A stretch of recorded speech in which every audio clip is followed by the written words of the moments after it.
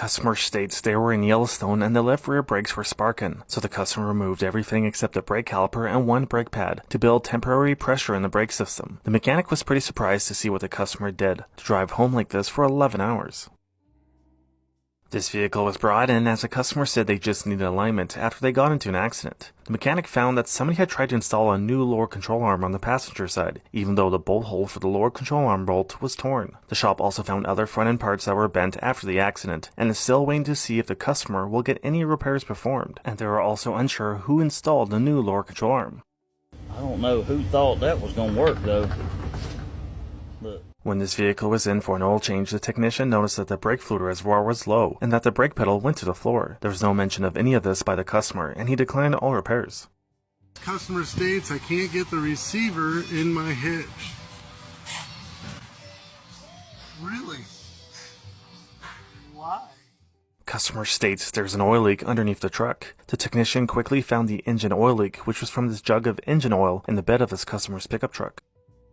Customer states they have a clinking noise from the rear when driving over bumps. Customer states while on the highway he pressed the gas pedal and it was like the throttle body got stuck. He took his foot off the gas pedal and it continued to accelerate. The technician found the issue to be caused by the floor mat that was not properly secured and on top of this other floor mat. When this vehicle was brought in for an oil change, the mechanic noticed that the customer had a melted calculator mounted on his dashboard, and noticed that this other car had a loofah attached to the roof rack. And this vehicle was brought in as the customer says they have a roof leak. The leak was caused by the customer, as he drilled holes in the roof to bolt his cargo box directly to the roof. And this vehicle was brought in for an alignment after the customer apparently had another shop install the lift kit. Whoever installed the lift kit forgot 2 nuts for the strut, installed the lift kit spacer on top of multiple spacers, installed these coil spring spacers, and forgot to install the front sway bar and end links.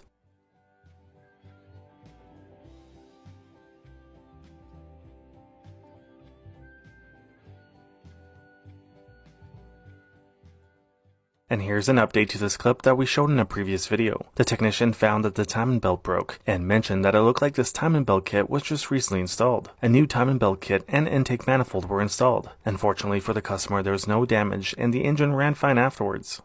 And long story short, the customer tried to do a valve adjustment and said the timing belt slipped off. And then he tried to install a new timing belt, but now he's having a ton of issues. The mechanic checked the timing, did a compression test, then a cylinder leak down test, and found that cylinder 1 had 0 compression as the valves contacted the piston. When this car was in for an oil change and inspection, the mechanic noticed that the rocker panels were filled with spray foam and covered with another substance that he's not too sure on. You can submit clips that you personally filmed on our website at justrolledyt.com.